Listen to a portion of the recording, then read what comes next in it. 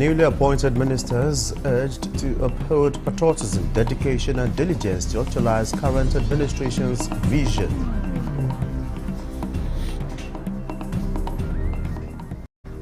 Came as a result of the coup that took place in Niger Republic. We are going to put those terrorists at bay, and we are going to find and flush out. Nigeria military goes tough on terrorist group in northwest as new terrorist sects emerge.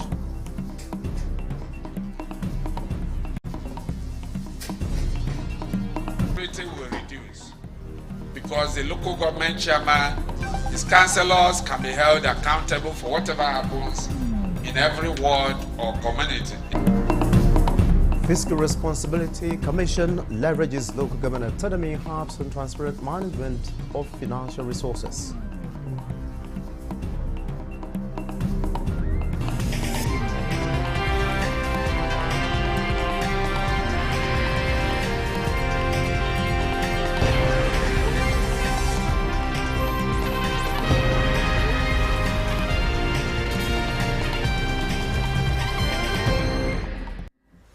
Hello and welcome to the News Desk at 6 on Nta News24. We are reaching you live from Abuja. I am on Lajide Bello.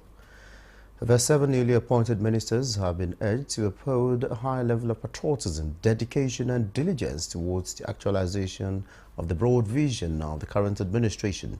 Secretary to the Government of the Federation, George Akume, at an induction retreat for the new ministers, encouraged them to shun personal, ethnic and sectional interests to uphold national cohesion.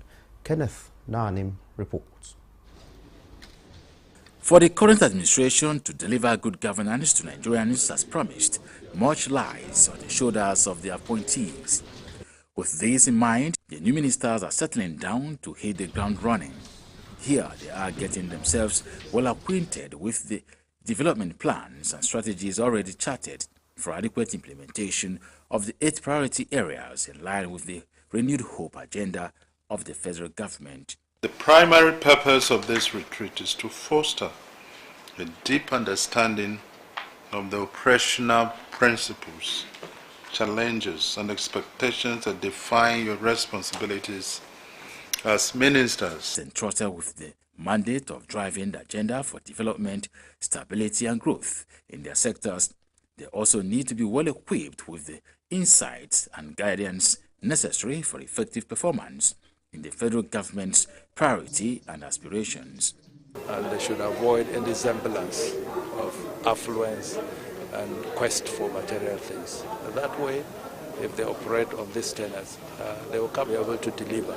We have our national security, which is core. We have our food security. Our agriculture is important. Our power sector is core to enabling industrialization. We have priorities among priorities, but indeed, all those 8 priorities are core to Mr. President in ensuring he meets the renewed hope agenda.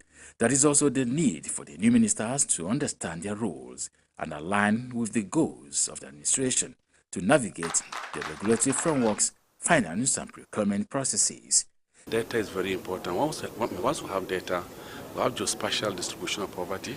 We can share this data with the state government, with local government, with our private sector, international partners, so that individuals also can intervene. Intervention must be holistic. They are also expected to promote a culture of integrity within their ministries, as well as uphold the highest standards of ethics and accountability. Nta News, Nta News. Attracted by the numerous potential of renewed hope initiatives, agriculture support programs, the Federal Ministry of Agriculture and Food Security says it is set to adopt and operate some of the interventions, particularly every home garden competition as government programs.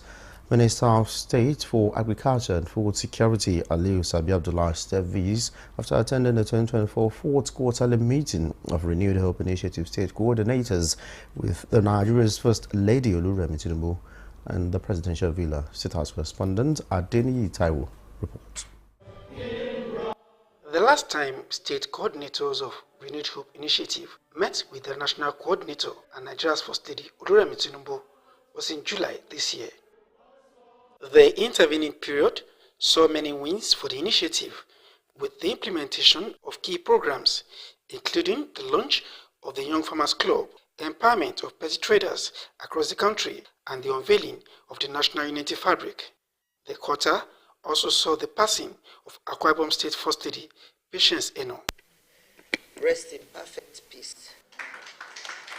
Her daughter, Helen Eno, is taking her place at the table as the coordinator for the state.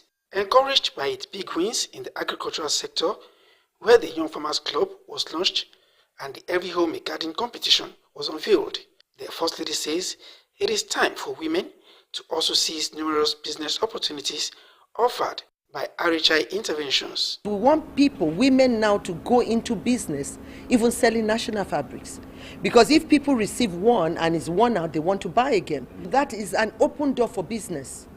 We gave them the two companies, and they are indigenous companies in Nigeria. It's going to create jobs, it's going to create, add money into the economy. And that's the way I see that.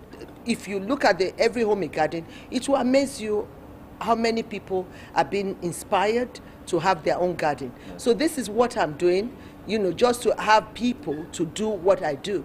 She says RHI, as a non-governmental organization, has continued to attract funding and other resources from well-meaning Nigerians. Because like the food bank we are doing, we have two companies. That was the people we started with. They give us a truckload of food, and Mrs. Shetima is handling that. We go from state to state. We also have covered about maybe 7 states. To cover the 36 states, if it is 1 truck per state, so within under 2 years, we should be able to finish. Minister of State for Agriculture and Food Security, Aliyu Sabi Abdullahi, who joins the meeting, says the ministry is betting big on the agricultural support programs of RHI to promote farming in states. Every home, for example, represents a secure location as much as possible. So when you have some small farming taking place there, whatever is produced there, is secure. So when you encourage that and you are having millions of Nigerians having that, I think we are contributing to sustainable food security. So as a ministry, we are not just, this is not a one-off. We see this as an opportunity, and we are taking this opportunity hands-on. We are going to make sure it's institutionalized. We are mainstreaming it into our operations. I'm basically here to speak to the First Ladies of the various states who are here in a meeting with her to tell them exactly what we intend to do and how we're going to go about it. We have a budget line, but based on what we have come out with now, haven't done all the processes and whatever, definitely it will be about 68 million that will be going to them for the various components. So, and when we are sending it, we'll be sending along with a schedule that will tell them for the first one, the women empowerment, training and women empowerment, whatever the amount is, for the young farmers, whatever is there, for the Every Home a Garden, and then the Young Farmers Club. He adds that the state governments are all expected to have desk officers in their various states to enhance the implementation of the program. In the State House, Adeni Itaiwo, Nta News. Federal government says it is adopting a holistic approach in addressing recurring incidents of grid collapse in the power sector. The assurance is coming from the Minister of Power, Adeboye Adelabu, as the Investigative Committee on Frequent Incidents of Grid Collapse submits its report. Correspondent Joshua Ojito reports that the short-term recommendations are expected to be implemented within the next 6 months to stabilize the grid. We need to test those equipment, particularly at the critical nodes. We start from there. And then we should develop framework and adopt reliability-centered maintenance, replacement of aged and obsolete equipment, and enhance SCADA and telecommunication tools, develop framework to attract private investment across the value chain, and deploy IoT device for generating units and transmission lines. There's need to also firm gas contracts, develop and implement measures to combat vandalization and energy theft. And the recommendations are practical recommendations, realistic recommendations that are implementable and I believe will bring an end to this ugly trend. The issue of grid collapse should be a thing of the past. In the meantime, the transmission company of Nigeria, TCN, says the disturbance on the national grid earlier experienced today is as a result of sudden rise in frequency, and the recovery efforts commenced immediately with electricity supply restored in some parts of the country within 28 minutes. TCN notes that the frequency spike was caused by issues encountered at one of the substations. Also, due to the ongoing repair work on the transmission lines along the Shiroro-Mando axis, major upgrades at the Jeba transmission substation and the restoration of second Ugwaji transmission line, some degree of instability in the system, TCN says, is likely to persist until all major works are completed. TCN regrets impact of these disruptions and asks for the understanding and patience of the consumers as it remains committed to improving the reliability of electricity supply.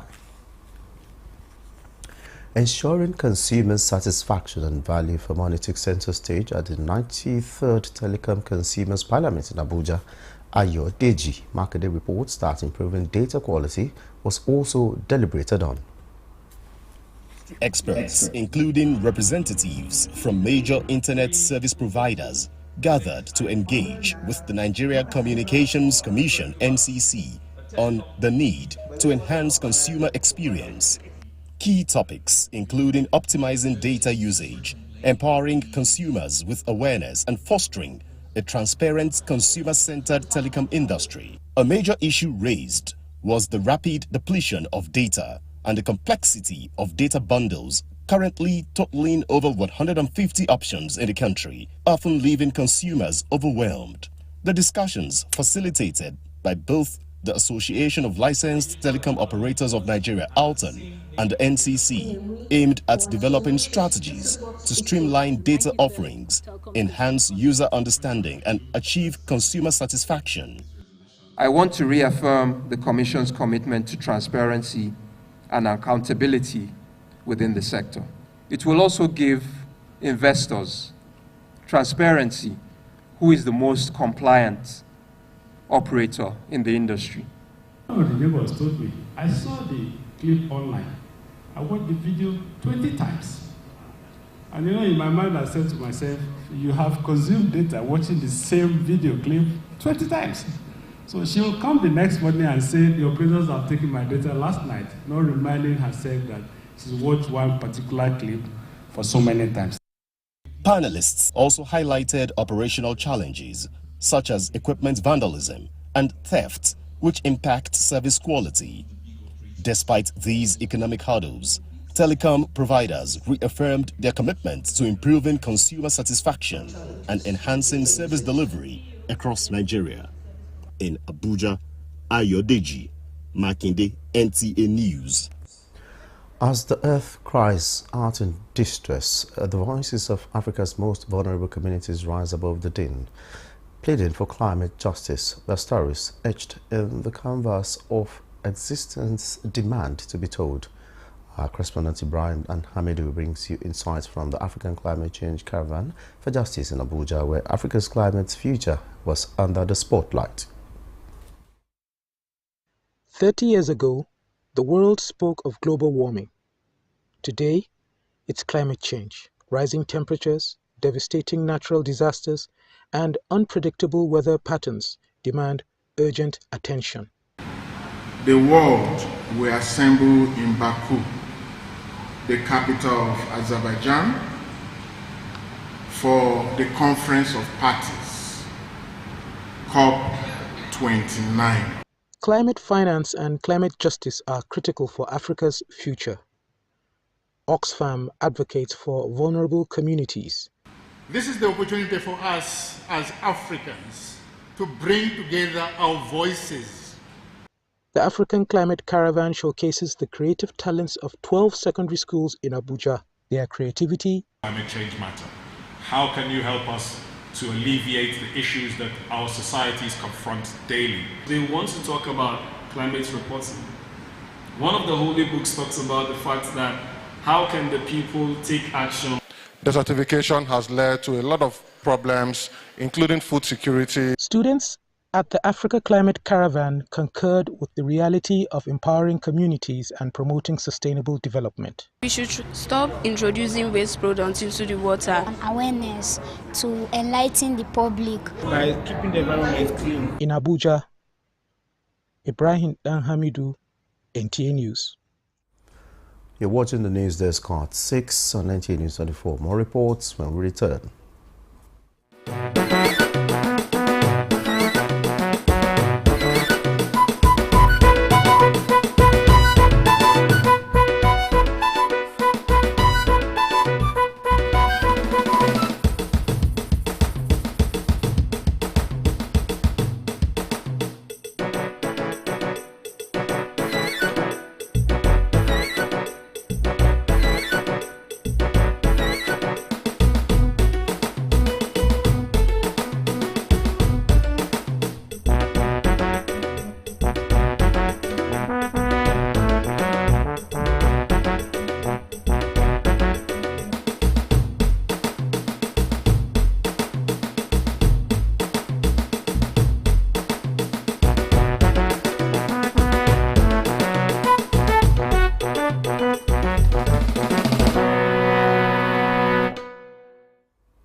Thanks for being there. International affairs analysts say Nigeria should not be overly expectant that the country will benefit from a second Trump presidency in the United States of America. Discussing the implications of Donald Trump's incoming administration for Africa, the analysts advised the Nigerian government to look inward and make the country more attractive to the international community. Kemine Williams has more. It became clear that Donald Trump had become the 47th president-elect of the United States of America. Leaders from across Africa began sending congratulatory messages. But the question on the lips of many is, will Trump's second coming be good for Africa? International affairs experts on the program therefore counseled that Nigeria should consolidate her relationship with countries which already have considerable economic interest here. China, for the past 15 years, is the largest investor in Africa. To compete, in comparison, the United States investment in Africa at the moment is no more than $50 billion. But the economy itself, that where the vast majority of the people operate, America is not involved when it comes to Nigeria or anywhere else in Africa that I know of. They, however, submitted that Nigeria can continue to collaborate with the U.S. on technological and military assistance. We have uranium, we have various natural resources that the world is in demand of, so we should definitely negotiate from a point of strength. But I think we should just map and see who has ties with Donald Trump and his campaign. And the defensive position that I see is actually America coming in to try to reclaim some of the grounds that, you know, the Chinese so it will definitely be to our own advantage at the end of the day, because we'll have two suitors. The experts also suggested that the Ministry of Foreign Affairs and that of Trade and Investment should strategize and market the country to the world. In Abuja, Kemine Williams, Nta News. The Fiscal Responsibility Commission is leveraging autonomy granted to local governments to ensure transparent management of financial resources to support federal government's effort in strengthening the economy.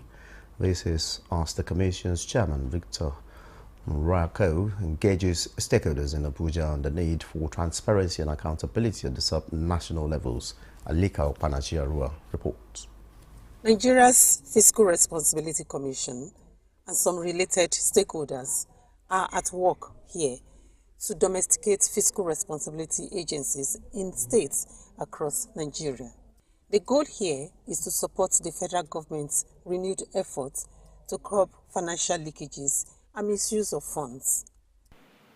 If we get it right at the local government level, it's the center point of development. Insecurity will reduce because the local government chairman, his councillors can be held accountable for whatever happens in every ward or community in our country. It's important for us to explore what are the parameters of fiscal responsibility. It's a big challenge for them.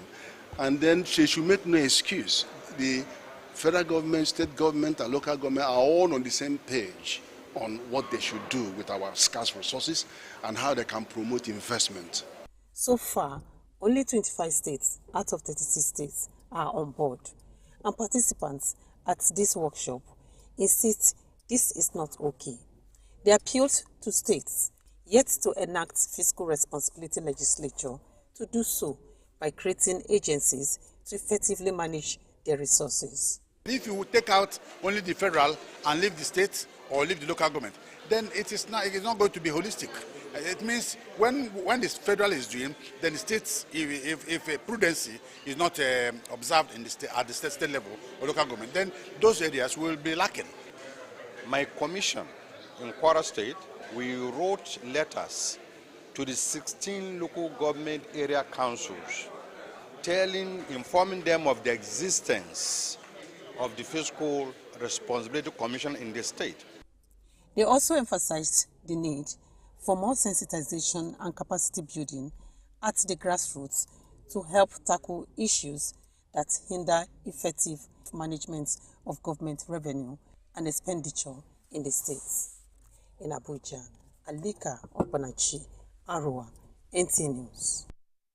The spillover effects of the coup in Niger, Mali and Burkina Faso is beginning to surface as new terrorist sects have emerged, penetrating into Nigeria through the northwestern parts of the Sahel. The Director of Defense Media Operations, Major General Edward Buba, Stevis at the bi-weekly Defense Media Briefing in Abuja. Fighting this terrorist.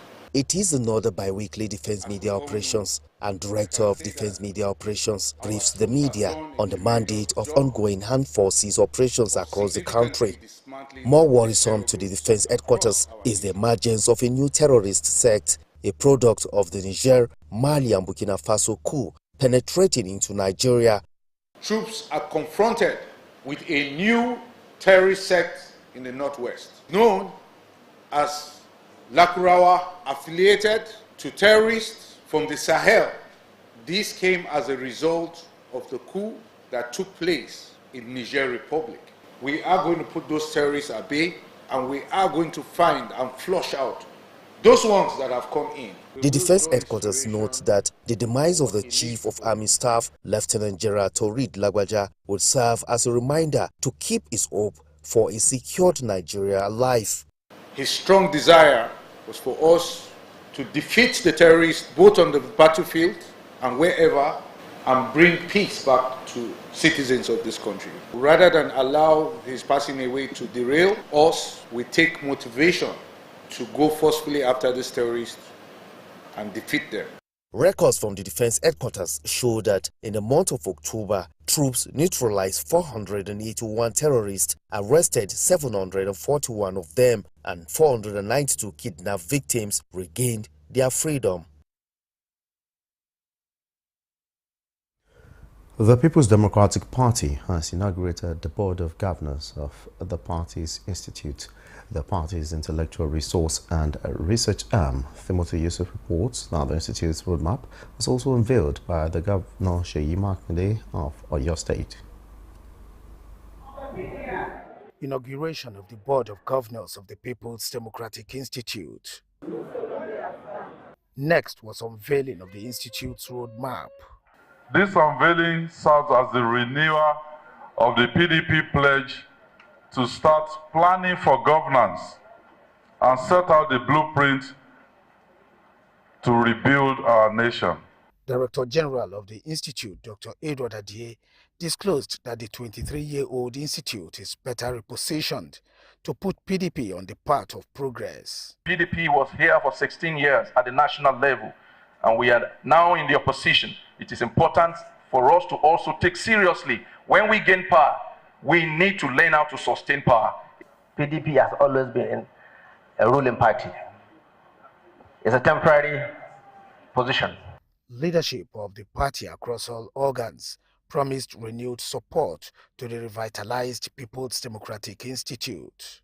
A number of our people who are in elective position, they have no idea what is the meaning of our People's Democratic Party. Let us desist from talking about who is running for councillor, or who is running for governor, or is running for president in 2027. Let us talk about what is PDP. If we have an engine room like the PDI, I think would have moved a step further in consolidating the PDP. The called for true reconciliation among PDP members going forward into the next off-cycle governorship election in Ondo State. Timothy Yusuf, Nta News. Without peace, it will be impossible to amicably resolve the myriad of interstate boundary disputes across the country. The Director General of the Nigerian Boundary Commission, Adamu Adaji, emphasized this in Abuja at a forum to advance conversations among stakeholders on the Abia and Akwa Ibom boundary dispute. Kelvin Ehunwaye reports. Abia Akwa Ibom interstate boundary spans hundreds of kilometers at the Ini local government in Akwa Ibom and Ikuano local government in Abia State. It is one of the most volatile boundaries with several crises in the past, which resulted in the suspension of work in the tracing and fieldwork by officials of the NBC since 2014. Following breakthrough in talks brokered by the NBC, the groundwork for continuation of the tracing have been laid. This meeting, attended by delegations from both states, is to further advance discussion and iron out contentious areas to enable the tracing and other activities to go on unhindered. It is not intended for us to sit down and resolve the boundary problem. It's for us to sit down, look at the issues, identify and agree that yes, there are issues that need to be sorted out, and jointly agree on the path to follow towards fast-tracking the resolution process. Recommendations emanating from these stakeholders' engagement are expected to guide the NBC in resolving the dispute to foster lasting peace and development in the boundary communities.